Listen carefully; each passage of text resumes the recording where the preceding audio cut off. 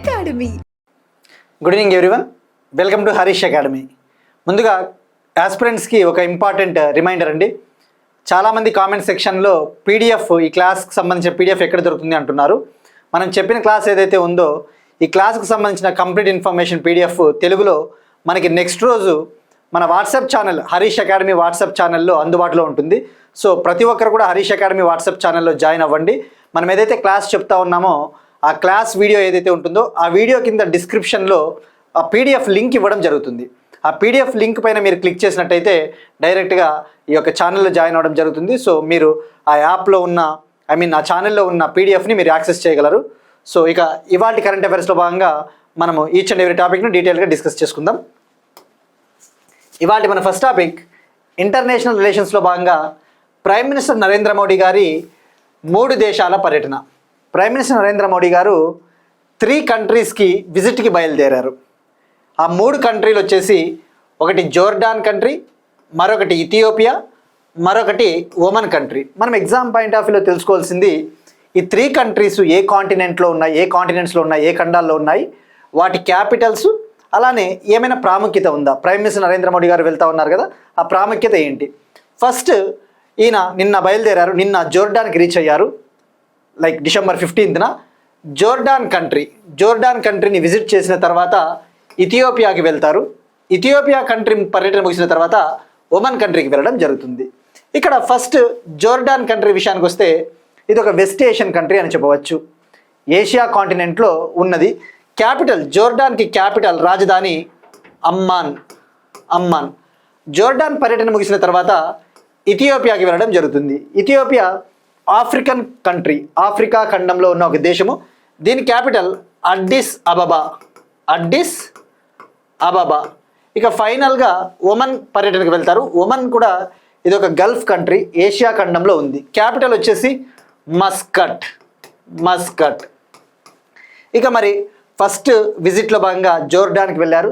జోర్డాన్కి ఇండియాకి మధ్య రిలేషన్స్ ఎలా ఉన్నాయి, ప్రాముఖ్యత ఏంటి, సిగ్నిఫికెన్స్. ఇరు దేశాల మధ్య కూడా డిప్లొమాటిక్ రిలేషన్స్ ఏవైతే ఉన్నాయో ఈ దౌత్య సంబంధాలు 70 years అయింది. ఇరు దేశాల మధ్య డిప్లొమాటిక్ రిలేషన్స్ స్టార్ట్ అయ్యి 75 సంవత్సరాలు, 75 years పూర్తయిన సందర్భంగా ఈ విజిట్ జరుగుతూ ఉంది. అలానే ఇంకొక ముఖ్యమైన ప్రాముఖ్యత ఏంటి అంటే for the first time prime minister Narendra Modi గారు తొలిసారిగా పూర్తి స్థాయిలో జోర్డాన్ కంట్రీకి వెళ్ళడం జరిగింది. గతంలో వేరే దేశానికి వెళ్తూ జోర్డాన్లో దిగినారు, కానీ ఫస్ట్ టైం జోర్డాన్ కంట్రీకి ఫుల్ ఫ్లెడ్జ్డ్గా వెళ్ళడం ఇదే తొలిసారి. లాస్ట్ 37 yearsలో ఒక ఇండియన్ ప్రైమ్ మినిస్టర్ జోర్డాన్ కంట్రీకి ఫుల్ ఫ్లెడ్జ్డ్గా పూర్తి స్థాయిలో వెళ్ళడం ఇదే ఫస్ట్ టైము. ఇక మరి ప్రైమ్ మినిస్టర్ నరేంద్ర మోడీ గారిని Jordan country prime minister Jafar Hassan grand welcome ఇచ్చారు. ఇక మనం ఎగ్జామ్ పాయింట్ ఆఫ్ వ్యూలో కొన్ని ఎగ్జామ్స్లలో ఆ కంట్రీ ప్రైమ్ మినిస్టర్ ఎవరు, ఆ కంట్రీకి సంబంధించిన క్రౌన్ ప్రిన్స్ ఎవరు, కింగ్ ఎవరు కూడా అడగడానికి ఛాన్సెస్ ఉంటాయి. కాబట్టి అటువంటి ఫ్యాక్చువల్ ఇన్ఫర్మేషన్ కూడా తెలుసుకుందాం. ఆ తర్వాత ఇరు దేశాల మధ్య ఉన్న రిలేషన్స్ గురించి ఏమైనా ఎంఓయూలు కుదిరాయా అటువంటివి మనం తెలుసుకుందాం. ఇక మనం ఇక్కడ ఫస్ట్ మ్యాప్లో చూస్తే మీరు జోర్డాన్ కంట్రీ, జోర్డాన్ ఇక్కడ ఉంటుంది. ఇక్కడ రెడ్ సీ ఉంది. జోర్డాన్కి బార్డర్స్ సిరియా, ఇరాక్ ఇటువంటివి ఉన్నాయి. సో ఇక్కడ గుర్తుపెట్టుకోవాల్సింది west Asian country, capital Amman. ఇక ఇథియోపియా మీరు అబ్జర్వ్ చేస్తే ఇథియోపియా క్యాపిటల్ అడ్డిస్ అబబా, ఆఫ్రికన్ కంట్రీ. ఇక ఒమన్ ఏదైతే ఉందో మనకి ఇక్కడ ఉంది. అగైన్ ఇదొక ఆసియా ఖండంలో ఉన్న ఒక కంట్రీ, క్యాపిటల్ మస్కట్ అని చెప్పేసి తెలుసుకున్నాం. మరి ఇక్కడ మనం ఫోకస్ చేయాల్సింది ఇథియోపియాకి ఏమైనా ప్రాముఖ్యత ఉందా. ఇథియోపియా ఇటీవల డిస్కస్ చేసుకున్నాం కదా మనం ప్రీవియస్ క్లాసెస్లో. COP 30 సమ్మిట్కి సంబంధించి UNFCCకి జరిగిన COP 30వ సదస్సు సందర్భంగా మనం ఒక డిస్కస్ చేసుకున్నాం. 2027లో COP 32 సమ్మిట్ ఇథియోపియాలోని అడిస్ అబబాలో జరగబోతోందని చెప్పేసి తెలుసుకున్నాం. అలానే ఇథియోపియా కంట్రీలో రూరల్ పావర్టీ ఏదైతే ఉందో గ్రామీణ పేదరికాన్ని తొలగించడం కోసం, రూరల్ పావర్టీని ఎలిమినేట్ చేయడం కోసం ఇండియాకు చెందిన Deen Dayal Antyodaya Yojana, national rural livelihood mission మోడల్ని పరిశీలించి ఇటువంటి మోడల్ని అక్కడ అమలు చేయబోతా ఉన్నట్టు ఇథియోపియా కంట్రీ ప్రకటించింది. సో ఇథియోపియా ఈ విధంగా మనకి సిగ్నిఫికెంట్.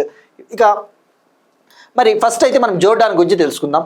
ఆ తర్వాత జోర్డాన్ కంట్రీ ముగిసిన తర్వాత ఇథియోపియా ఒమన్లో కుదిరిన ఒప్పందాలు, అటువంటివి కుదిరే ఒప్పందాల గురించి మనం డిస్కస్ చేసుకుందాం. ప్రస్తుతానికైతే ఇరు దేశాలు కూడా ఇండియా జోర్డాన్ బిజినెస్ ఫోరంని నిర్వహించాయి. జోర్డాన్ క్యాపిటల్ అమ్మాన్లో ఇండియా జోర్డాన్ బిజినెస్ ఫోరం. ఈ బిజినెస్ ఫోరం ముఖ్య ఉద్దేశం ఇరు దేశాల మధ్య ట్రేడ్ని డెవలప్ చేయాలి, వాణిజ్యాన్ని అభివృద్ధి చేయాలి. మరి ఈ యొక్క ఇండో జోర్డాన్ బిజినెస్ ఫోరంకి ఎవరు అటెండ్ అయ్యారు అంటే Indian prime minister Narendra Modi garu, అలానే Jordan king Abdullah bin Al Hussein, Jordan king Abdullah bin Al Hussein garu ఇద్దరు అటెండ్ అయ్యారు, ప్రసంగించారు.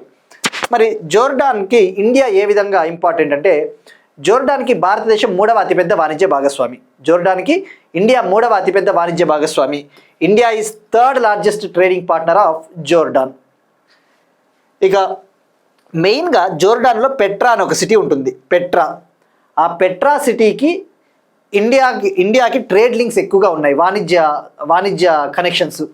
ముఖ్యంగా అప్పట్లో ఏన్షియంట్ టైమ్స్లో కావచ్చు, మిడివల్ టైమ్స్లో మధ్యయుగ భారతదేశంలో గుజరాత్ నుంచి జోర్డాన్లోని పెట్రా నుంచి యూరప్ రూట్స్కి లింక్ అనేది పాసిబుల్ అయ్యింది. సో అంతే కదా, ఈ వెస్ట్ ఏషియా కంట్రీస్ దాటుకుని పోతే యూరప్లోకి ఎంటర్ అవ్వచ్చు, వాణిజ్యం డెవలప్ అవుతుంది. సో ఇక్కడ గుర్తుపెట్టుకోవాల్సింది పెట్రా అన్నాడు అనుకో రేపు పొద్దున్న ఎగ్జామ్లో మ్యాచ్ ద ఫాలోయింగ్ ఇచ్చి, ఎందుకంటే పెట్రాను కూడా ఈయన సందర్శించబోతా ఉన్నారు ప్రైమ్ మినిస్టర్ మోడీ. పెట్రా అంటే జోర్డాన్. ఇక జోర్డాన్ కంట్రీ క్రౌన్ ప్రిన్స్ విషయానికి వస్తే Al Hussein bin Abdullah two. Crown prince అంటే ఏంటి? యువరాజు. సో ఇక్కడ మీరు అబ్జర్వ్ చేస్తే కింగ్ పేరు, క్రౌన్ ప్రిన్స్ పేరు ఒకేలా ఉన్నాయి, జస్ట్ తారుమారు ఉన్నాయి పదాలు. సో చెప్పలేం, ఆర్ఆర్బి లాంటి ఎగ్జామ్స్లలో ఈ పేర్లు కూడా అడగవచ్చు. కింగ్ ఎవరు, క్రౌన్ ప్రిన్స్ ఎవరని మనము ఏది కూడా టేక్ ఇట్ ఫర్ గ్రాంటెడ్ తీసుకోలేం. కాబట్టి మీరైతే కొద్దిగా ఫోకస్ చేయొచ్చు. ఇక వన్స్ ఈ జోర్డాన్ కంట్రీ పర్యటన ముగిసిన తర్వాత మనము నెక్స్ట్ క్లాస్లో లైక్ ఏమైనా ఎంఓఈస్ కుదిరాయా, ఇథియోపియా పర్యటన ముగిసిన తర్వాత ఇటువంటి ఎంఓఈస్ అన్ని కూడా మళ్ళీ డీటెయిల్గా మనం కంటిన్యూషన్గా డిస్కస్ చేసుకుందాం. Next one again international relations సంబంధించి ఇండియా లైబీరియా కంట్రీ మధ్య కుదిరిన ఒక ఎంఓయు, ఇండియా లైబీరియా కంట్రీ మధ్య కుదిరిన ఒక అగ్రిమెంట్. ఫార్మాకోపోయియా సహకారాన్ని బలోపేతం చేయడానికి గవర్నమెంట్ ఆఫ్ ఇండియా లైబీరియా మధ్య ఒక అవగాహన ఒప్పందం. Government of India Liberia country ఒక ఎంఓయుని సైన్ చేశాయి. ఆ ఎంఓయు ఫార్మాకోపియాకి సంబంధించి. ఇక్కడ లైబీరియా కంట్రీ ఇది కూడా African country, west African country. మీరు మ్యాప్లో చూస్తే పశ్చిమ ఆఫ్రికా దేశము. క్యాపిటల్ వచ్చేసి లైబీరియాకి మొన్రోవియా, గుర్తుపెట్టుకోండి, క్యాపిటల్ మొన్రోవియా. మరి ఇక్కడ ఫార్మాకోపియా అంటే ఏంటి అసలు? ఫార్మాకోపియా అంటే ఏంటి? ఈ ఫార్మాకోపియాకి సంబంధించి కోఆపరేషన్ ఎందుకు అవసరం? ఏం లేదు, ఈ విధంగా చెప్పాలంటే ఇరు దేశాల మధ్య హెల్త్ కోఆపరేషన్, ఈ యొక్క ఆరోగ్య రంగానికి సంబంధించిన ఒప్పందం అని చెప్పవచ్చు. ఫార్మాకోపియా అనేది ఒక అఫీషియల్ స్టాండర్డ్స్ బుక్ అని చెప్పవచ్చు. ఇప్పుడు మనకి డ్రగ్స్కి సంబంధించి, మన ఔషధాలకు సంబంధించి, మన క్వాలిటీ ఆఫ్ డ్రగ్స్, మన డ్రగ్స్ యొక్క నాణ్యతకు సంబంధించి, డిఫరెంట్ టైప్స్ ఆఫ్ డ్రగ్స్కి సంబంధించిన అఫీషియల్ ఇన్ఫర్మేషన్ అంతా, అధికారిక సమాచారం అంతా, అంటే ఈ యొక్క ఔషధాల నాణ్యత ఎలా ఉండాలి, సేఫ్ డ్రగ్స్ ఏవి ఉంటాయి, ఇటువంటి డ్రగ్స్కి సంబంధించిన ఇన్ఫర్మేషన్ సమాచారం అంతా కూడా ఇటువంటి అఫీషియల్ బుక్లో మెయింటైన్ చేయడం జరుగుతుంది. అంటే ఒక రెఫరెన్స్ బుక్ అని చెప్పవచ్చు. సో ఇరు దేశాలు కూడా ఏ విధంగా ఈ యొక్క సేఫ్ డ్రగ్స్ కావచ్చు, అఫోర్డబుల్ డ్రగ్స్, అతి తక్కువ ధరకే సామాన్యులకు అందుబాటులోకి వచ్చేలా తక్కువ ధరకే డ్రగ్స్ని ఎలా అందుబాటులోకి తీసుకురావాలని చెప్పేసి దానికి సంబంధించిన సహకారం, కోఆపరేషన్ పైన ఎంఓయు కుదిరింది. సో ఇక్కడ మరి మెయిన్గా మనకి ఆఫ్రికా అంటేనే గుర్తు రావాల్సినది ఆఫ్రికన్ యూనియన్ కదా. ఆఫ్రికన్ యూనియన్ అనేది G20లో కూడా ఫుల్ టైం మెంబర్. 2023లో ఇండియాలోని న్యూఢిల్లీలో జరిగిన G20 సమ్మిట్లో ఆఫ్రికన్ యూనియన్ మెంబర్గా జాయిన్ అయింది. మొన్న జరిగిన 2025 G20 సమ్మిట్ ఏదైతే ఉందో Johannesburg, south Africa, for the first time తొలిసారిగా ఆఫ్రికా ఖండంలో జరిగింది. సో ఇది మనకి ఇంటర్నేషనల్ రిలేషన్స్ సంబంధించిన ఇన్ఫర్మేషన్. నెక్స్ట్ వన్ పాలిటిక్స్ సంబంధించిన ఒక ఇంపార్టెంట్ టాపిక్. MG నరేగా 2005 స్థానంలో వికసిత్ భారత్ గ్యారంటీ, రోజ్గర్ మరియు Ajeevika mission bill. MG NREGA 2005 స్థానంలో వికసిత్ భారత్ గ్యారంటీ, రోజ్గర్, ఆజీవికా మిషన్ గ్రామీణ బిల్లుని కేంద్ర ప్రభుత్వం లోక్సభలో ప్రవేశపెట్టింది. మనం ప్రీవియస్ క్లాస్లో డిస్కస్ చేసుకున్నాం కదా. ఎంజీ నరేగా అంటే ఏంటి? Mahatma Gandhi national rural employment guarantee act 2025. Mahatma Gandhi జాతీయ గ్రామీణ ఉపాధి హామీ చట్టము 2005. మరి ఇటీవల కేంద్ర ప్రభుత్వము నేమ్ చేంజ్ చేయాలని చెప్పేసి ఒక నిర్ణయం తీసుకునింది. ఫస్ట్ ఏమనుకున్నారు? ఎంజీ నరేగా స్కీమ్ని పూజ్య బాపు గ్రామీణ రోజ్గార్ యోజనగా చేంజ్ చేయాలని చెప్పేసి అనుకున్నారు. ఫస్ట్ ఏమనుకున్నారంటే యాక్చువల్లీ పూజ్య బాపు గ్రామీణ రోజ్గార్ యోజనగా నేమ్ చేంజ్ చేయాలి అని చెప్పేసి అనుకున్నారు. కానీ ఇప్పుడు బాపు అనే పేరు లేకోకుండా ఒక కొత్త పేరుని ఇంట్రడ్యూస్ చేశారనమాట. సో మనం ఎగ్జామ్ పాయింట్ ఆఫ్ వ్యూలో ఈ కాంటెక్స్ట్లో తెలుసుకోవాల్సింది ఈ ఎంజీ నరేగాకి ఇప్పుడు కొత్తగా తీసుకొని వస్తూ ఉన్న ఈ బిల్ ఏదైతే ఉందో ఈ బిల్లుకి ఏం కంపారిజన్, ఏం ముఖ్యమైన పాయింట్లు ఉన్నాయి. మనం ఆల్రెడీ ప్రీవియస్ క్లాస్లో డిస్కస్ చేసుకున్నాం, బట్ అగైన్ న్యూస్లో ఉంది కాబట్టి ఇంకొకసారి మనం తెలుసుకోవాలి. ఇక్కడ వికసిత్ భారత్ అంటేనే గుర్తు రావాల్సింది. వికసిత్ భారత్ టార్గెట్ మనం 2047కి టార్గెట్ పెట్టుకున్నాం కదా. 2047 కల్లా లక్ష్యాన్ని సాధించాలి. మరి ఈ బిల్ అనేది కనుక చట్టంగా మారినట్టు అయిన తర్వాత, చట్టంగా మారితే once it became an act, ఒక యాక్ట్గా మారితే అప్పుడు ఎంజీ నరేగాని కంప్లీట్గా రీప్లేస్ చేస్తుంది. సో మనం ఇప్పుడు ప్రొవిజన్స్ తెలుసుకోవాలి. అసలు ఈ ఎంజీ నరేగాకి ఈ వికసిత్ భారత్ గ్యారంటీ రోజ్గార్ మరియు ఆజీవికా మిషన్కి ఏమి భేదాలు ఉన్నాయి. సో మీరు ఫస్ట్ అబ్జర్వ్ చేస్తే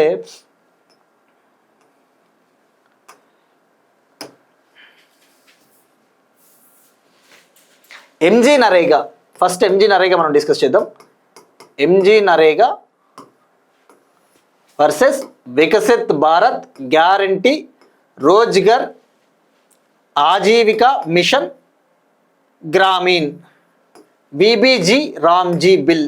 విబిజీ రామ్జీ బిల్, సింపుల్గా షార్ట్కట్లో చెప్పాలంటే విబిజీ రామ్జీ బిల్. మరి ఎంజీ నరేగా ఏంటి అసలు? ఫస్ట్ ఎంజీ నరేగా మనం డిస్కస్ చేసుకున్నాం కదా ప్రీవియస్ క్లాస్లో. 2005లో ఒక రైట్స్ బేస్డ్ వర్క్ ప్రోగ్రామ్గా తీసుకొని వచ్చారు. గ్రామీణ ప్రాంతాల్లో ఉపాధి కల్పించాలి, ముఖ్యంగా రూరల్ హౌస్ హోల్డ్స్ ఏవైతే ఉంటాయో గ్రామీణ ఇండ్లల్లో అడల్ట్హుడ్కి రీచ్ అయి ఉంటారో, ఎవరైతే యుక్త వయస్సుకు వచ్చి ఉంటారో 18 ఏళ్ళు పైబడిన వాళ్ళకి, అటువంటి వాళ్ళకి ఉపాధి కల్పించాలి, ఎంప్లాయ్మెంట్ కల్పించాలన్న ఉద్దేశంతో తీసుకొని వచ్చారు. ఇది ఒక రైట్స్ బేస్డ్ వర్క్ అని చెప్పవచ్చు. అంటే రైట్స్ బేస్డ్ ప్రోగ్రామ్ అంటే ఏంటి? పని అనేది నా హక్కు, పని హక్కును కల్పిస్తుంది ఎంజీ నరేగా. మరి 2005లో దీన్ని పాస్ చేసినప్పుడు నరేగా మాదిరే దీన్ని ఇంట్రొడ్యూస్ చేశారు. 2005లో ఇది పాస్ అయినప్పుడు కేవలం ఇది నేషనల్ రూరల్ ఎంప్లాయ్మెంట్ గ్యారంటీ యాక్టే, జాతీయ గ్రామీణ ఉపాధి హామీ చట్టంగానే తీసుకొని వచ్చారు. కానీ 2009లో ఇంకొకటండి, చిన్న కన్ఫ్యూజ్ అవుతున్నారు. ఈ పేరు అనేది నరేగా పేరుని ఎంజీ నరేగా ఎప్పుడు చేంజ్ చేశారు అంటే కన్ఫ్యూజ్ అవుతున్నారు. కొంతమంది 2008 అనుకుంటారు, బట్ 2009లో మహాత్మా గాంధీ అనే వర్డ్ని యాడ్ చేయడం జరిగింది. తద్వారా ఎంజీ నరేగా అయ్యింది. రైట్. ఫస్ట్ మనం ఎంజీ నరేగా గురించి డిస్కస్ చేసుకున్న తర్వాత విబిజీ రామ్జీ గురించి డిస్కస్ చేసుకుందాం. మరి ఏం చెప్తుంది? ఇది మనం డిస్కస్ చేసుకున్నాం కదా. ఈ పథకం కింద, ఎంజీ నరేగా పథకం కింద 100 days of work, at least 100 days of వర్క్ని కల్పించాలి. ఎవరైతే వాలంటీర్గా స్వచ్ఛందంగా అన్స్కిల్డ్ మాన్యువల్ వర్క్ చేయాలనుకుంటా ఉన్నారో, స్వచ్ఛందంగా నైపుణ్యం అవసరం లేని పని ఎవరైతే చేయాలనుకుంటున్నారో వాళ్ళకి 100 రోజుల వర్క్, అది కూడా ఒక ఆర్థిక సంవత్సరంలో, ఒక ఫినాన్షియల్ ఇయర్లో కల్పించాలని చెప్తుంది. అలానే ఇది demand driven work. Demand driven work అంటే ఏంటి? ఈ ఎంజీ నరేగా స్కీమ్ కింద ఎవరైతే, ఫర్ ఎగ్జాంపుల్ నేను ఎంజీ నరేగా పథకం కింద వర్క్కి అప్లై చేశాను. ఆ వర్క్ కనుక నాకు 15 daysలో ఆ వర్క్ నాకు ఇవ్వలేదనుకో, వాళ్ళు ఆ 15 రోజుల పాటు ఇవ్వలేదనుకో, నాకు అన్ఎంప్లాయ్మెంట్ అలవెన్స్, నిరుద్యోగ భృతి ఇవ్వాలి, కాంపెన్సేషన్, నష్టపరిహారం చెల్లించాలి. 15 రోజుల్లోపు తప్పకుండా నాకు వర్క్ ఇవ్వాలి, లేదంటే దానికి తగ్గ నష్టపరిహారం అన్నా ఇవ్వాలి. అది డిమాండ్ డ్రివెన్ అంటారు. మరి ఫండింగ్ ప్యాటర్న్ తీసుకుంటే, ఫండింగ్ ప్యాటర్న్ ఈ ఎంజీ నరేగా కింద ఫండింగ్ ప్యాటర్న్ అంటే ఏంటి? ఎవరు ఖర్చు పెడతారు, ఎవరు ఎంత ఇస్తారు అంటే, ఎంజీ నరేగా కింద సెంట్రల్ గవర్నమెంటు 90% ఫండ్స్ ఇస్తుంది. స్టేట్స్ 10% ఫండ్స్ పెట్టుకుంటే సరిపోతుంది. అంటే ఏంటి? 100 రూపాయల్లో 90 సెంట్రల్ గవర్నమెంట్ ఇస్తుంది, 10 రాష్ట్ర ప్రభుత్వాలు పెట్టుకోవాలి. అది మొత్తం అన్ని రాష్ట్రాలకి వర్తిస్తుంది, అన్ని నార్త్ ఈస్టర్న్ రాష్ట్రాలకి, అన్ని కేంద్రపాలిత ప్రాంతాలకి వర్తిస్తుంది ఎంజీ నరేగా. రైట్. అలానే ఇంకొక పాయింట్ ఏంటంటే, ఎంజీ నరేగాలో ముఖ్యమైనది ఏ విధంగా బడ్జెట్ని అలొకేట్ చేస్తారు, ఏ విధంగా నిధులు కేటాయిస్తారు అంటే ఫ్లెక్సిబుల్ బడ్జెట్. ఫ్లెక్సిబుల్ బడ్జెట్ అంటే ఇంతే ఇవ్వాలా అనేం లేదు. ఇప్పుడు బడ్జెట్లో ఒక పథకానికి ఇంత కేటాయించాలనేం లేదు. కేంద్ర ప్రభుత్వము ఎంజీనరేగా పథకానికి నచ్చినప్పుడు నచ్చినంత ఇచ్చేది, ఫ్లెక్సిబిలిటీ ఉండేది. ఇంతే ఇవ్వాలని క్యాప్ ఏమి లేదు. సో ఇది ఎంజీనరేగాకి సంబంధించిన ఇన్ఫర్మేషన్. సో ఇక్కడ గుర్తుపెట్టుకోండి, ఫండింగ్ ప్యాటర్న్ చాలా ఇంపార్టెంట్, ఇది గుర్తుపెట్టుకోండి. మరి ఇక ఇప్పుడు సెంట్రల్ గవర్నమెంట్ తీసుకొని వచ్చిన ఈ బిల్ ఏం చెప్తుంది, ఇందులో ఏమున్నాయంటే ఫస్ట్ ఒక్కోటి మనం వెళ్దాం. ఏదైతే MGNREGA rights based work, demand based work కదా, కానీ ఇది సప్లై సైడ్ వర్క్గా దీన్ని మార్చబోతున్నారు. సప్లై సైడ్ వర్క్ అంటే ఏంటి, కేంద్ర ప్రభుత్వం నిర్ణయిస్తుంది ఏ రూరల్ ఏరియాస్లో ఎంప్లాయ్మెంట్ కల్పించాలి, ఏ గ్రామీణ ప్రాంతాల్లో ఉపాధి కల్పించాలి, ఏ పనులు చేపట్టాలి అంటే సప్లై సైడ్ కేంద్ర ప్రభుత్వం నిర్ణయిస్తుంది. ఒక విధంగా ఎంజీనరేగా స్ఫూర్తికి ఇది విఘాతం కలిగిస్తున్నట్టే. ఎంజీనరేగా అదే కదా క్రిటిసిజము, ఎంజీనరేగా ఉద్దేశం ఇక్కడ ఓడిపోతున్నట్టే. సో ఇది ఒక డ్రాబ్యాక్ అని చెప్పవచ్చు ఒక విధంగా చెప్పాలి అంటే గ్రామీణ ప్రాంత ప్రజలకి. సో సప్లై సైడ్ వర్క్ అంటే ఏంటి, central government will decide in which rural areas the employment should be provided, right.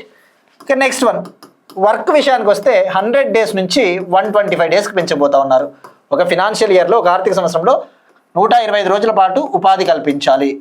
So ఇది ఒక మంచి పాయింట్ అని చెప్పొచ్చు.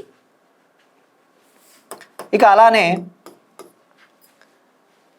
బడ్జెట్ విషయానికి వస్తే, బడ్జెట్ ఏంటి, ఇంతకుముందు ఫ్లెక్సిబుల్ బడ్జెట్ కదా, ఇప్పుడు క్యాప్డ్ బడ్జెట్ అంటే ఇక యూనియన్ గవర్నమెంటే ఫిక్స్ చేస్తుంది ఈ పథకానికి ఇంత బడ్జెట్ కేటాయించాలి, ఈ ఆర్థిక సంవత్సరంలో ఏ రాష్ట్రానికి ఎంత బడ్జెట్ ఇవ్వాలో అంతే ఇస్తుంది యూనియన్ గవర్నమెంట్.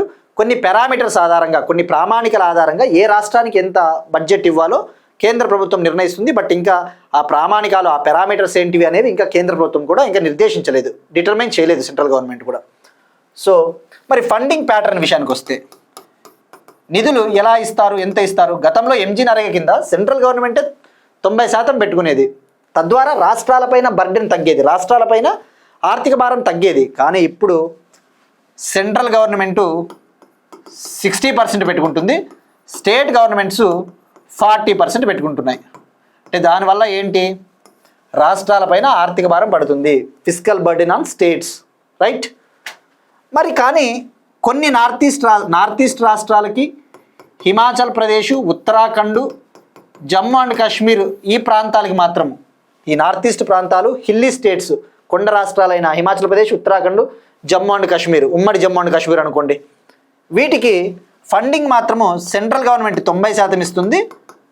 ఈ north east, Himachal Pradesh, Uttarakhand, Jammu and Kashmir, ఉమ్మడి జమ్మూ అండ్ కాశ్మీర్ మాత్రం 10% పెట్టుకుంటుంది. అంటే దాని అర్థం ఏంటి, వీటికి మాత్రమే ఆర్థిక భారం తగ్గుతుంది, మిగతా రాష్ట్రాలు 40% పెట్టుకోవాలా, రైట్. సో ఇది ఎంజీనరేగాకి విబీజీ రామ్జీ బిల్లుకి కంపారిజను. ఇంకా ఇంకొక పాయింట్ కూడా ఉందా, విబీజీ రామ్జీ బిల్లులో మనకి జనరల్గా వ్యవసాయం చేస్తూ ఉంటాం. పీక్ అగ్రికల్చర్ సెషన్ వచ్చింది. అంటే ఏంటి పీక్ అగ్రికల్చర్ సెషన్ అంటే ఏంటి, ఇక మాన్సూన్ సెషన్స్ ఉన్నాయి, మనకి లేబర్ అవసరము, ఈ వ్యవసాయ పొలాల్లో పనిచేయడానికి ఈ యొక్క శ్రామికులు అవసరము.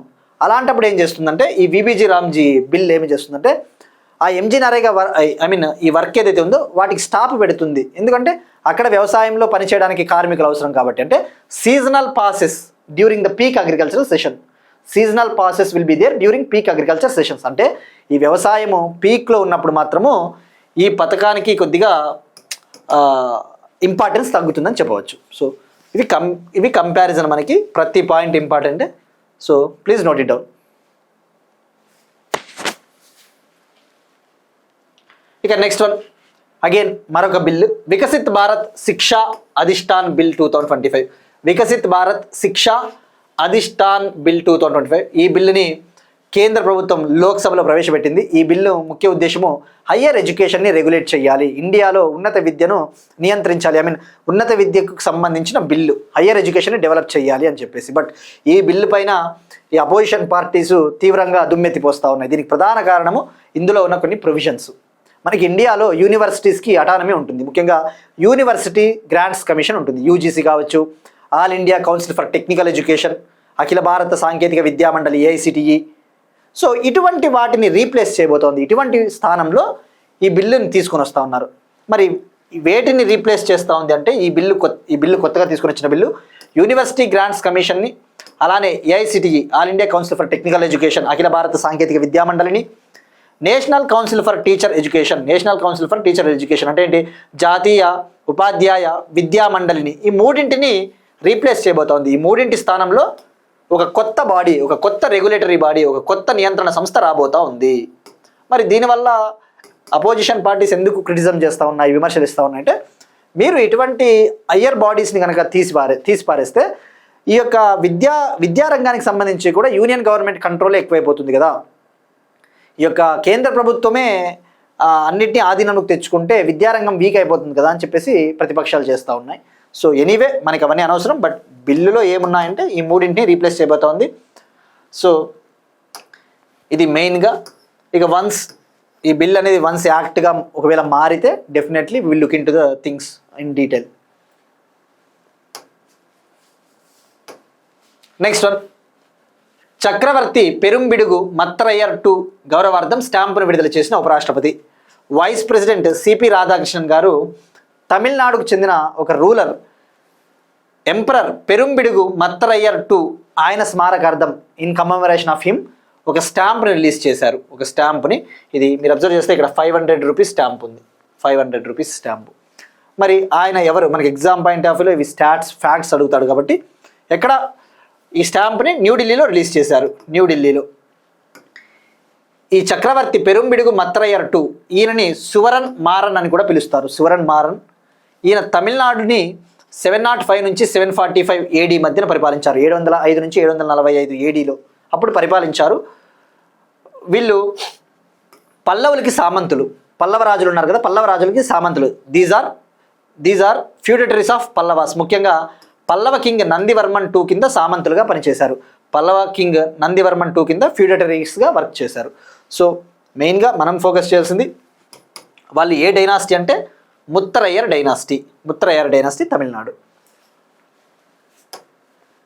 నెక్స్ట్ వన్, విపత్తు నష్టాలను తగ్గించడానికి లక్ష్యాలు నిర్దేశించిన కర్ణాటక. డిజాస్టర్ మేనేజ్మెంట్లో భాగంగా మనకి national disaster management authority, state disaster management authority, district disaster management authority అని చెప్పేసి కొన్ని టాపిక్స్ ఉంటాయి. ఈ న్యాచురల్ డిజాస్టర్స్ వల్ల వచ్చే ఎకనామిక్ లాసెస్ ఏవైతే ఉంటాయో ఆ ఎకనామిక్ లాసెస్ని రిడ్యూస్ చేయాలి అంటే ఒక టార్గెట్ అవసరం అని చెప్పేసి కర్ణాటక గవర్నమెంట్ ఒక టార్గెట్ సెట్ చేసింది. సహజ విపత్తులు, ఉదాహరణకు వరదలు కావచ్చు, ఇటువంటి వరదలు లేదంటే భూకంపాలు, ఇటువంటి సహజ విపత్తుల వల్ల వచ్చే ఆర్థిక నష్టాలను తగ్గించడం కోసం కర్ణాటక ప్రభుత్వము ఒక లక్ష్యాన్ని నిర్దేశించింది. మరి ఆ నష్టం ఎంత ఉంది అంటే కర్ణాటకకి ముఖ్యంగా 2015 నుంచి 2021 మధ్య 2015 నుంచి 2021 మధ్య ఈ యొక్క సహజ విపత్తుల వల్ల కర్ణాటక గవర్నమెంటు సుమారుగా 1.22 lakh crore నష్టపోయింది. డ్యూరింగ్ 2015 to 2021 ఈ న్యాచురల్ డిజాస్టర్స్ వల్ల Karnataka last about 1.22 lakh crore. So మరి ఇప్పుడు ఏం టార్గెట్ పెట్టుకున్నారు, ఇంత స్థాయిలో ఆర్థిక నష్టాలు మనం తగ్గించాలి అంటే ఒక టార్గెట్ పెట్టుకోవాలని చెప్పేసి ఒక టార్గెట్ పెట్టుకున్నారు. ఆ టార్గెట్ వచ్చేసి 2030 కల్లా ఈ సహజ విపత్తుల వల్ల వచ్చే ఆర్థిక నష్టాలను 75% తగ్గించాలి. 2030 కల్లా ఆర్థిక నష్టాలను 75% తగ్గించాలి. సహజ విపత్తుల వల్ల వచ్చే ఆర్థిక నష్టాలు. ఏం target? By 2030 the economic losses due to natural disasters, whatever the economic losses are happening due to natural disasters must be reduced by 75%. By 2030 whatever the economic losses are happening due to natural disasters like floods and etc, those economic losses must be reduced by 75% అని చెప్పేసి target పెట్టుకున్నారు. అది మనకి సరిపోతుంది. ఇక మనకి ఈ యొక్క డిజాస్టర్స్ విషయానికి వస్తే మనకి మెయిన్గా డిజాస్టర్ మేనేజ్మెంట్ యాక్ట్ 2005 గుర్తు రావాలి. డిజాస్టర్ మేనేజ్మెంట్ యాక్ట్ 2005 ఉంది కదా. ఈ డిజాస్టర్ మేనేజ్మెంట్ యాక్ట్ విపత్తు నిర్వహణ చట్టము ఇది 2005లో చట్టమైంది. 2006 నుంచి అమల్లోకి వచ్చింది. It came in to force from 2006. ఈ డిజాస్టర్ మేనేజ్మెంట్ యాక్ట్ ఏదైతే ఉందో ఇందులో దేశవ్యాప్తంగా కేంద్ర ప్రభుత్వ స్థాయిలో కావచ్చు, రాష్ట్ర ప్రభుత్వ స్థాయిలో కావచ్చు, డిస్ట్రిక్ట్ లెవెల్లో ఈ డిజాస్టర్స్ని తగ్గించడానికి 3 tier స్ట్రక్చర్ ఉంటుంది. 3 లేయర్ల స్ట్రక్చర్ ఉంటుంది. ఒకటి వచ్చేసి ఫస్ట్ టైర్లో వచ్చేసి నేషనల్ డిజాస్టర్ మేనేజ్మెంట్ అథారిటీ, కేంద్ర ప్రభుత్వ స్థాయిలో సెంట్రల్ గవర్నమెంట్ లెవెల్లో national disaster management authority, state లెవెల్లో state disaster management authority, district లెవెల్లో డిస్టిక్ డిజాస్టర్ మేనేజ్మెంట్ అథారిటీ. ఈ ఎన్డీఎంఏకి చైర్మన్గా ప్రైమ్ మినిస్టర్ ఉంటారు. ఈ ఎస్డిఎంఏకి చైర్మన్గా చీఫ్ మినిస్టర్స్ ఉంటారు. డిస్ట్రిక్ట్ డిజాస్టర్ మేనేజ్మెంట్ అథారిటీకి చైర్పర్సన్గా డిస్ట్రిక్ట్ మెజిస్ట్రేట్ అంటే కలెక్టర్ ఉంటారు. సో ఆ విషయం గుర్తుపెట్టుకోండి. సో మరి ఇది ఏ మంత్రిత్వ శాఖ కింద ఉంటుందంటే disaster management act ministry of home మంత్రిత్వ శాఖ. మనకి ఏ ఎగ్జామ్ తీసుకున్నా డిజాస్టర్ మేనేజ్మెంట్ అనేది వెరీ క్రూషియల్. మనకి సిలబస్లో ఒక లైన్ మెన్షన్ చేసి ఉంటాడు. మరి ఇప్పుడు ఈ లక్ష్యాన్ని సెట్ చేసింది Karnataka state district management authority. ఎవరు సెట్ చేశారు? Karnataka state disaster management authority ఈ చట్టం కింద. రైట్. నెక్స్ట్ వన్, భారతదేశంలో మొట్టమొదటి పవర్ మ్యూజియం. ఇండియాలో ఫస్ట్ పవర్ మ్యూజియంని బీహార్ పాట్నాలో బిల్డ్ చేయబోతోంది. భారతదేశంలో మొట్టమొదటి పవర్ మ్యూజియంని పాట్నాలో నిర్మించబోతోంది బీహార్. మరి ఇక్కడ పవర్ మ్యూజియం అంటే ఏంటి? మనకి ఏ విధంగా అయితే ట్రైబల్ మ్యూజియము, క్రాఫ్ట్స్ మ్యూజియం ఉంటాయో, పవర్ మ్యూజియం అనేది ఇండియాకి సంబంధించిన పవర్ సెక్టార్ ఏ విధంగా డెవలప్ అయింది, ముఖ్యంగా బీహార్ కావచ్చు, Bihar power sector, India power sector ఏ విధంగా డెవలప్ అయింది, మన యొక్క పవర్ సెక్టార్ లెగసీ, మన పవర్ సెక్టార్ వారసత్వ సంపద ఎలా ఉంది, ఏ విధంగా ఎలక్ట్రిసిటీ జనరేట్ అయ్యింది, ఏ విధంగా డిస్ట్రిబ్యూట్ చేస్తూ ఉన్నాం, ఇటువంటి అన్నింటినీ కూడా మనము ఒక చోట ఉంచాలి, తద్వారా టూరిజం కూడా డెవలప్ అవుతుందని చెప్పేసి బీహారు పట్నాలో నిర్మించబోతా ఉంది. ఎక్కడ నిర్మిస్తూ ఉన్నారంటే ఒక డిఫంక్ట్ పవర్ స్టేషన్ దగ్గర. డిఫంక్ట్ పవర్ ప్లాంట్ అంటే ఏంటి? ప్రస్తుతానికి అది ఆ పవర్ ప్లాంట్ ఒక పనిచేయని చోట దీన్ని ఏర్పాటు చేస్తూ ఉన్నారు. పట్నాలోని కర్బిగాహియా థర్మల్ పవర్ స్టేషన్ వద్ద దీన్ని ఏర్పాటు చేయబోతోంది బీహార్. ఇక బీహార్ చీఫ్ మినిస్టర్ అంటేనే నితీష్ కుమార్. ఇటీవల బీహార్లో ఎన్డీఏ నేషనల్ డెమోక్రటిక్ అలయన్స్ 202 సీట్స్తో అధికారంలోకి వచ్చిందని చెప్పేసి తెలుసుకుందాం. Bihar chief minister Nitish Kumar Guinness రికార్డులో కూడా ఎక్కారు, వరల్డ్ రికార్డు. ఎందుకంటే 10వసారి ముఖ్యమంత్రిగా ప్రమాణ స్వీకారం చేశారు. భారతదేశంలో 10 times చీఫ్ మినిస్టర్గా స్వేరింగ్ ఇన్ సెరమనీ ప్రమాణ స్వీకారం చేసిన ఏకైక ముఖ్యమంత్రి నితీష్ కుమార్. బట్ భారతదేశంలో అత్యధిక కాలం పాటు చీఫ్ మినిస్టర్గా చేసిన వ్యక్తి అంటే సిక్కింకు చెందిన పవన్ కుమార్ చామ్లింగ్. సిక్కిం చీఫ్ మినిస్టర్గా పనిచేసిన పవన్ కుమార్ చామ్లింగ్. ఆ విషయం గుర్తుపెట్టుకోండి. నెక్స్ట్ వన్, ఐఐటి హైదరాబాద్ మరియు ఢిల్లీ మెట్రో రైల్ కార్పొరేషన్ మధ్య ఒక అవగాహన ఒప్పందం. ఐఐటి హైదరాబాద్కు చెందిన తిహాన్ సంస్థ ఢిల్లీ మెట్రో రైల్ కార్పొరేషన్తో ఒక ఎంఓయూ కుదుర్చుకునింది. ఇక్కడ తిహాన్ అంటే హైదరాబాద్కు చెందిన హైదరాబాద్ ఐఐటికి చెందిన ఒక రీసెర్చ్ బాడీ అని చెప్పవచ్చు. తిహాన్ అంటే technology innovation hub on autonomous navigation. TiHAN ఇది ఐఐటి హైదరాబాద్ చెందిన ఒక రీసెర్చ్ బాడీ ఒక సంస్థ. మరి ఇప్పుడు ఢిల్లీ మెట్రో రైల్ కార్పొరేషన్తో ఈ అగ్రిమెంట్ కుదుర్చుకునింది. ఈ అగ్రిమెంట్ ముఖ్య ఉద్దేశం వచ్చేసి మనం చూస్తూ ఉన్నాం కదా, ఆల్రెడీ స్మార్ట్ సిటీస్ ప్రాజెక్ట్ 2015లో government of India smart cities project launch చేసింది. స్మార్ట్ సిటీస్ ప్రాజెక్ట్లో భాగంగా మనం ఆల్రెడీ ఇంటెలిజెంట్ ట్రాన్స్పోర్ట్ సిస్టమ్స్ని యూస్ చేస్తూ ఉన్నాం. అంటే ఏంటి? డ్రైవర్లెస్ కార్స్ కావచ్చు, ఆల్రెడీ అత్యాధునిక ట్రాన్స్పోర్ట్ ఫెసిలిటీస్ వస్తూ ఉన్నాయి, ముఖ్యంగా ఈ 5G technology, internet of things రావడం వల్ల. సో ఈ హైపర్ లూప్ టెక్నాలజీ ఉంటుంది కదా, ఈ hyper loop technology, driverless cars, ఇటువంటి వాటిని ఇంటెలిజెంట్ ట్రాన్స్పోర్ట్ సిస్టమ్స్ అంటారు. చాలా తెలివైన రవాణా వ్యవస్థలు. ఎందుకంటే వీటి వల్ల సమయం ఆదా అవుతుంది, చాలా సేఫ్టీ ఉంటుంది. సో కొన్ని అడ్వాన్స్డ్ ఫీచర్స్ ఉండడం వల్ల వీటిని ఇంటెలిజెంట్ ట్రాన్స్పోర్ట్ సిస్టమ్స్ అంటారు. ఇప్పుడు అటువంటి ఇంటెలిజెంట్ నావిగేషన్ సొల్యూషన్స్, అటువంటి తెలివైన రవాణా వ్యవస్థల్ని, అటానమస్ మొబిలిటీ, ఈ స్వయం ప్రతిపత్తి కలిగిన ఈ రవాణా వ్యవస్థను అభివృద్ధి చేయడం కోసం ఈ అగ్రిమెంట్ కుదిరింది ఈ రెండు సంస్థల మధ్య, Delhi metro rail corporation and IIT Hyderabad. Next one, again Andhra Pradesh సంబంధించిన ఒక ఇంపార్టెంట్ టాపిక్. అమరావతిలో 58 feet పొట్టి శ్రీరాముల విగ్రహం ఏర్పాటు. అమరావతిలో 58 అడుగుల పొట్టి శ్రీరాముల విగ్రహాన్ని ఏర్పాటు చేయబోతున్నట్టు ఆంధ్రప్రదేశ్ ప్రభుత్వం ప్రకటించింది. ఈ స్టాచ్యూని స్టాచ్యూ ఆఫ్ సాక్రిఫైస్గా పిలవబోతూ ఉన్నారు. స్టాచ్యూ ఆఫ్ సాక్రిఫైస్, తెలుగులో చెప్పాలంటే త్యాగ విగ్రహం. మరి 58 feet ఎందుకంటే అమరజీవి పొట్టి శ్రీరాములు గారు మద్రాస్ రాష్ట్రం నుంచి తెలుగువారికి ఒక రాష్ట్రం కావాలని చెప్పేసి ఆంధ్రప్రదేశ్ రాష్ట్రం కోసం పోరాడారు. ఆయన 58 రోజుల పాటు ఆమరణ నిరాహార దీక్ష చేసి ఆయన మరణించారు. సో ఆయన త్యాగానికి ప్రతీకగా 58 feet పొట్టి శ్రీరాములు స్టాచ్యూని అమరావతికి దగ్గరలో ఉన్న శాఖమూరు, అమరావతి పరిధిలో ఉన్న శాఖమూరు అనే విలేజ్ ఏరియాలో ఏర్పాటు చేయబోతున్నారు. అలానే 6 ఎకర్స్లో అమరావతిలో 6.8 ఎకరాల్లో పొట్టి శ్రీరాములు స్మృతివనాన్ని కూడా ఏర్పాటు చేయబోతా ఉన్నారు. Potti Sriramulu memorial park. Next one, coal Setu policy. బొగ్గు అనుసంధాన వేలం కోసం కోల్ సేతు విధానాన్ని ఆమోదించిన ప్రభుత్వం. ఇటీవల యూనియన్ క్యాబినెట్ కొన్ని కీలకమైన డెసిషన్స్ తీసుకునింది. అందులో ఒక ముఖ్యమైన డెసిషన్ కోల్ సేతు పాలసీ. ఇండియాలో కోల్ ఆక్షన్స్కి సంబంధించి, బొగ్గు వేలానికి సంబంధించి ఈ బొగ్గు వేలంలో పారదర్శకతను తీసుకురావాలి. విదేశాల నుంచి మనము కోల్ని ఎక్కువగా దిగుమతి చేసుకుంటా ఉన్నాం. సో ఆ దిగుమతికి సంబంధించి ఆ భారాన్ని తగ్గించుకోవాలి అని చెప్పేసి ఒక ఎఫిషియెంట్ పాలసీ అవసరం అని చెప్పేసి కోల్ సేతు పాలసీకి క్యాబినెట్ ఆమోదం తెలిపింది. To bring transparency and efficiency in coal sector allocations, coal sector auctions, coal ఆక్షన్స్లో ట్రాన్స్పరెన్సీని తీసుకురావాలి. అలానే ఈ అదర్ కంట్రీస్ పైన కోల్ ఇంపోర్ట్ డిపెండెన్సీని రెడ్యూస్ చేసుకోవాలని చెప్పేసి ఈ పాలసీకి ఆమోదం తెలపడం జరిగింది. మరి ఇక్కడ ఫస్ట్ మనం చూస్తే కోల్ సెక్టార్లో చాలా రీఫార్మ్స్ తీసుకొని వస్తూ ఉన్నాం.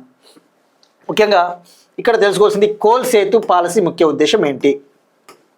ఫస్ట్ ఈ అబ్రివేషన్ తీసుకుంటే, ఈ పాలసీ యొక్క పూర్తి పేరు తీసుకుంటే, it's policy for auction of coal linkage for seamless, efficient and transparent utilisation of coal. దీన్ని తెలుగులో ట్రాన్స్లేట్ చేసినట్టయితే మనకి ఏదేదో వస్తుంది. సో కొన్ని డైరెక్ట్గానే గుర్తుపెట్టుకోండి. కోల్ సేతు అని గుర్తుపెట్టుకోండి, వీలైతే ఇంగ్లీష్లోనే గుర్తుపెట్టుకోండి. తెలుగులో ట్రాన్స్లేట్ చేసకపోతే వాడి ఎగ్జామినర్లో కూడా మీరు అబ్జర్వ్ చేస్తే ఎగ్జామ్ పేపర్లలో తెలుగు ట్రాన్స్లేషన్ మిస్టేక్స్ ఉంటా ఉన్నాయి. ఉదాహరణకు 2018 ఆంధ్రప్రదేశ్ గ్రూప్ 1 పేపర్కి సంబంధించి చాలా ట్రాన్స్లేషన్ మిస్టేక్లు ఉన్నాయని చెప్పేసి అప్పట్లో చాలామంది అభ్యర్థులు నిరసన తెలిపారు.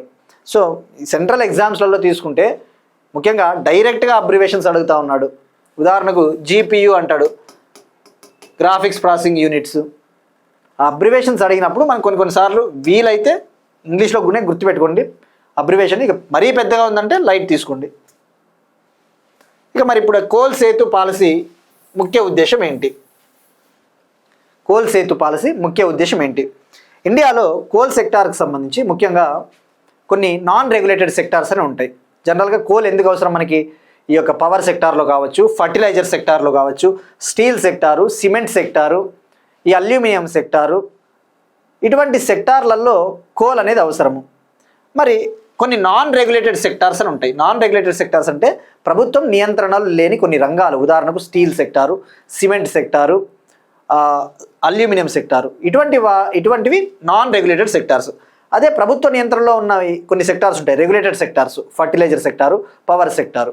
మరి ఇప్పుడు ఈ నాన్ రెగ్యులేటెడ్ సెక్టార్స్లో ఆక్షన్ చేయాలి అంటే, ఈ బొగ్గు గనుల వేలం పాటలో ఈ డొమెస్టిక్ యూజర్స్ పాల్గొనాలి అంటే, ఈ దేశీయ బయ్యర్స్ ఎవరైతే ఉంటారో, దేశీయ కొనుగోలుదారులు, డొమెస్టిక్ బయ్యర్స్ ఈజీగా పాల్గొనాలి. అలానే ఫారిన్ కంట్రీస్కి కోల్ని ఎక్స్పోర్ట్ చేయడం కోసం, ఈ బొగ్గుని ఎగుమతి చేయడం కోసము ఒక పారదర్శకవంతమైన పాలసీకి ఆమోదం తెలపడం జరిగింది. సో మెయిన్ ఆబ్జెక్టివ్స్ ఏంటి? ఈ పాలసీ ముఖ్య ఉద్దేశం, any domestic buyer can participate. ఏ దేశీయ కొనుగోలుదారుడైనా ఈ వేలం పాటలో పాల్గొనవచ్చు. అలానే up to 50% of coal quantity can be exported. 50% వరకు బొగ్గుని విదేశాలకు కూడా ఎగుమతి చేయవచ్చు.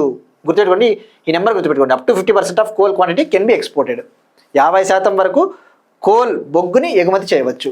ఇక మరొకటి ఇంపార్టెంట్, కోల్ వాషింగ్ అని ఒకటి ఉంటుంది ఈ పాలసీలో. మరొకటి ఏంటంటే, ఈ పాలసీ కోల్ వాషింగ్ని అలౌ చేస్తుంది, కోల్ వాషింగ్కి అనుమతిస్తుంది. కోల్ వాషింగ్ అంటే మనం ఏదైతే బొగ్గును వెలికి తీస్తామో ఆ బొగ్గులో చాలా ఇంప్యూరిటీస్ ఉంటాయి. అంటే ఏంటి?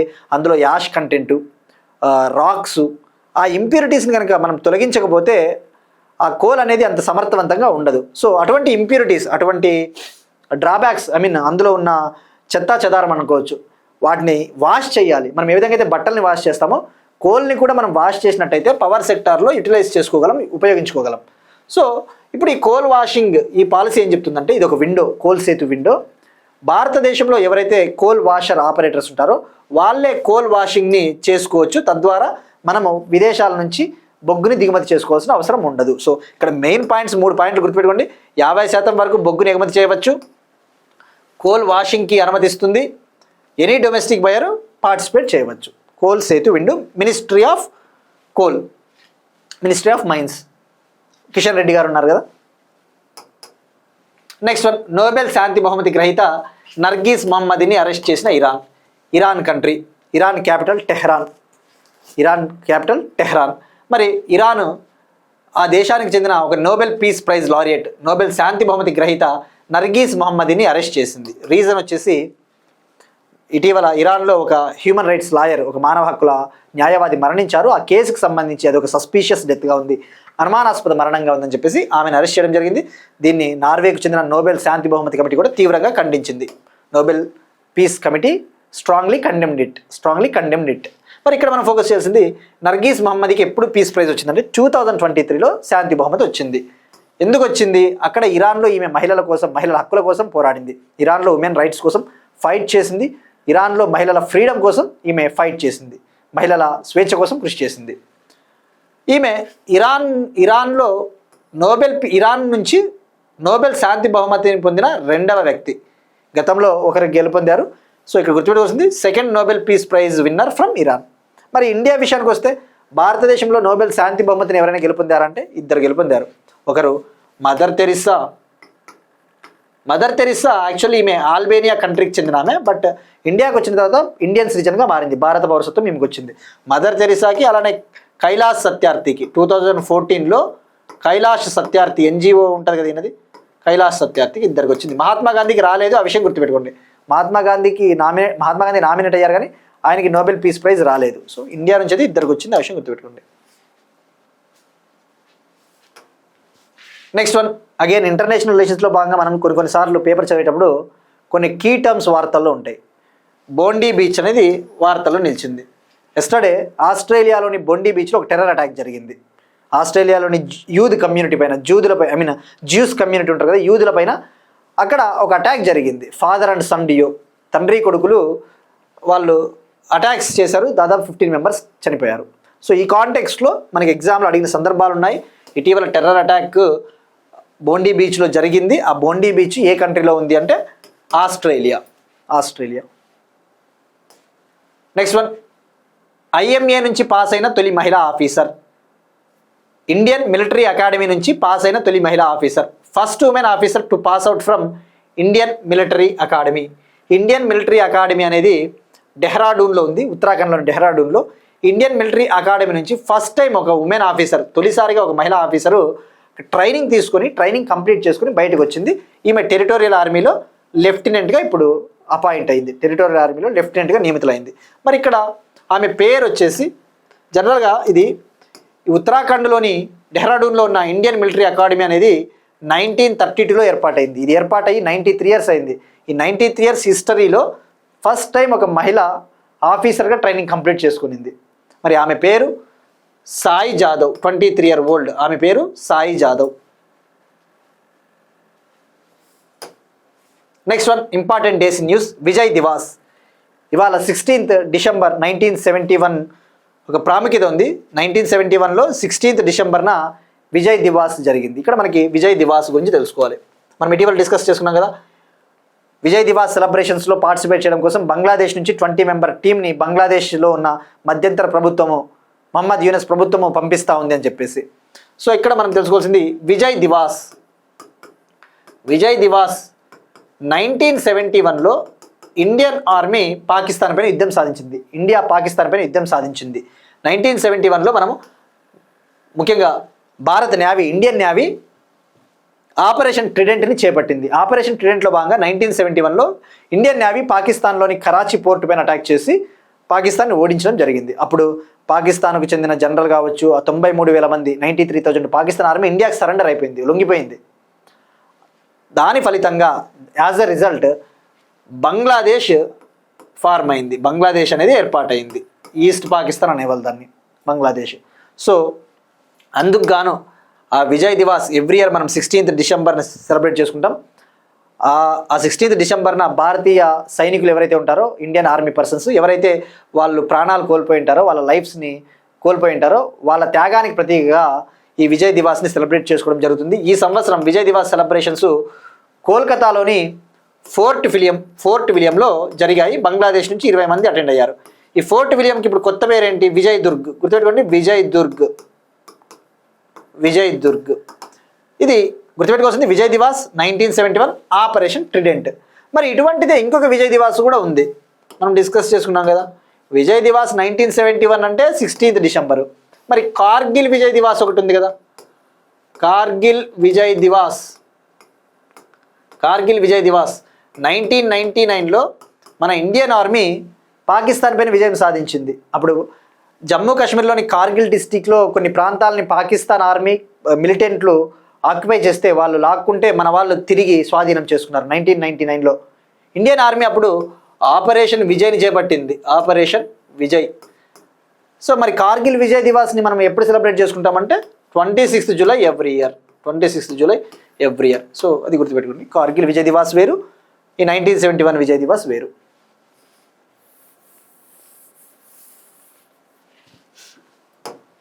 ఇక ఇవాళ క్వశ్చన్ చూస్తే మనం డిస్కస్ చేసుకున్న టాపిక్ సెన్సస్ సంబంధించి. సెన్సస్ 2027కు కేటాయించిన బడ్జెట్ ఎంత మనం డిస్కస్ చేసుకున్నాం. అలానే సెన్సస్ 2027 ఎన్ని ఫేజెస్లో జరగబోతా ఉంది, ఎన్ని దశల్లో జరగబోతా ఉంది ట్రై చేయండి. నెక్స్ట్ ఇయర్ జరగబోయే ఈ సెన్సస్ జనాభా గణన ఎన్నవసారి జరపబోతా ఉన్నాము.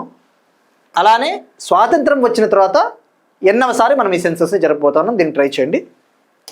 ఇక నిన్నటి క్వశ్చన్, ఆపరేషన్ సైబర్ హాక్ 2.0ని సైబర్ క్రైమ్స్ని అరికట్టడం కోసం ఢిల్లీ పోలీసులు ministry of home affairs home మంత్రిత్వ శాఖ కింద ఉండే I4C Indian cyber crime coordination centre సహకారంతో దీన్ని లాంచ్ చేశారు ఢిల్లీ పోలీసులు.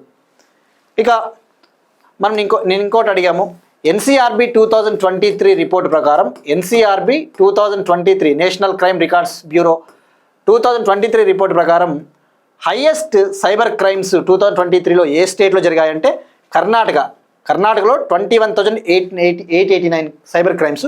సెకండ్ ప్లేస్లో తెలంగాణ ఉంది, తెలంగాణలో 18,236 సైబర్ క్రైమ్స్ జరిగాయి. ఓవరాల్గా 2023లో ఇండియాలో 86,420 సైబర్ క్రైమ్స్ జరిగాయి. మనకి నెంబర్ అవసరం లేదు, just first place Karnataka, second Telangana అన్న విషయం గుర్తుపెట్టుకుంటే సరిపోతుంది.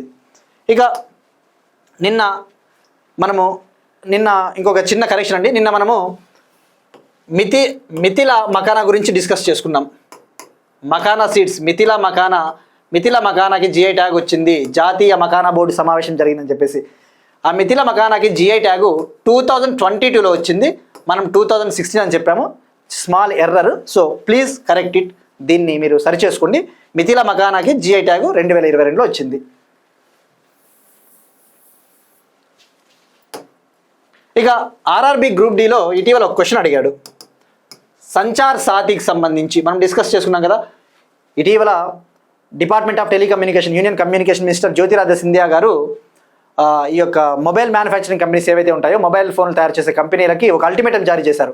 2026 మార్చ్ నుంచి మీరు ఏవైతే మొబైల్ ఫోన్స్ అమ్ముతారో ఆ మొబైల్ ఫోన్స్లో తప్పకుండా సంచార్ సాతి యాప్ని ముందుగానే ఇన్స్టాల్ చేసి యూజర్స్ కమ్మండి అని చెప్పారు. ముఖ్యంగా టెలికాం సెక్యూరిటీ సేఫ్టీ కోసం, ఈ యొక్క టెలికాం భద్రత కోసము. అయితే ఫస్ట్ ఏమని చెప్పారు, ఈ యాప్ అనేది తప్పకుండా మ్యాండేటరీ ప్రీ ఇన్స్టాల్ చేసుకోవాలి, దీన్ని యూజర్స్ వినియోగదారులు డిజేబుల్ చేయలేరు, దీన్ని తొలగించుకోలేరు అని చెప్పింది. కానీ తర్వాత ministry of communication Jyotiraditya Scindia గారు వాళ్ళు వెనక్కి తగ్గారు ప్రభుత్వం. ఎందుకంటే యాపిల్, ఐఫోన్ కంపెనీ వాళ్ళు ముఖ్యంగా ప్రైవసీకి ఇది వ్యతిరేకం అని చెప్పేసి వాళ్ళు ప్రొటెస్టులు చేయడంతో ఇప్పుడు ఈ సంచార్ సాతి యాప్ అనేది ఇది ఆప్షనల్, యూజర్స్కి ఇది ఆప్షనల్, అంటే దీన్ని తప్పనిసరిగా ఉంచుకోవాలని ఏం లేదు, వాళ్ళు కావాలంటే తొలగించుకోవచ్చు అని చెప్పేసి కూడా చెప్పింది, ఆప్షనల్ అని చెప్పింది. ఇది ఎందుకంటే మనకి కేంద్ర ప్రభుత్వం కొన్నిసార్లు అప్డేట్స్ ఇస్తూ ఉంటుంది కాబట్టి అప్డేట్స్ కూడా మనం కంటిన్యూస్గా ఫాలో అవుతూ ఉండాలి. సో మొన్న అడిగిన క్వశ్చన్ అయితే RRB గ్రూప్ Dలో టెలికాం సెక్యూరిటీ సిటిజన్స్ కోసం లాంచ్ చేసిన యాప్ ఏది అంటే సంచార్ సాతి మొబైల్ యాప్. ఇవి ఇవాళ కరెంట్ అఫైర్స్. మనం ఒకసారి క్విక్గా రికాప్ చూద్దాం.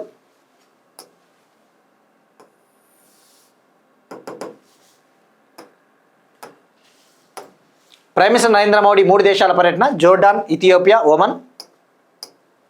India Jordan business forum, Amman. Pharmacopoeia సహకారాన్ని బలోపేతం చేయడానికి గవర్నమెంట్ ఆఫ్ ఇండియా లైబీరియా అవగాహన ఒప్పందం. MG నరేగా 2005 స్థానంలో Viksit Bharat guarantee Rozgar Ajeevika mission Gramin bill. Viksit Bharat Shiksha Adhishthan bill 2025 లోక్సభలో ప్రవేశపెట్టారు. ఉన్నత విద్యకు సంబంధించిన బిల్లు. చక్రవర్తి పెరుంబిడుగు మత్తరయ్యర్ 2 గౌరవార్థం స్టాంపును విడుదల చేసిన ఉపరాష్ట్రపతి సిపి రాధాకృష్ణన్ గారు న్యూఢిల్లీలో రిలీజ్ చేశారు. విపత్తు నిర్వహణ కోసం టార్గెట్స్ను నిర్దేశించుకున్న కర్ణాటక ప్రభుత్వం. భారతదేశంలో మొట్టమొదటి power museum Bihar. Delhi metro rail corporation IIT Hyderabad మధ్య అవగాహన ఒప్పందం. అమరావతిలో 58 అడుగుల పొట్టి శ్రీరాములు విగ్రహ ఏర్పాటు, స్టాచ్యూ ఆఫ్ సాక్రిఫైస్. బొగ్గు అనుసంధాన వేలం కోసం కోల్ సేతు విధానాన్ని ఆమోదించిన ప్రభుత్వం. నోబెల్ శాంతి బహుమతి గ్రహీత నర్గీస్ మహమ్మద్ని అరెస్ట్ చేసిన ఇరాన్. బోండీ బీచ్ వద్ద terror attack Australia. Indian military academy నుంచి పాస్ అయిన తొలి మహిళా officer Sai Jadhav. 1971 Vijay Diwas 16th December. ఇవాళ క్వశ్చన్ కామెంట్ ట్రై చేయండి.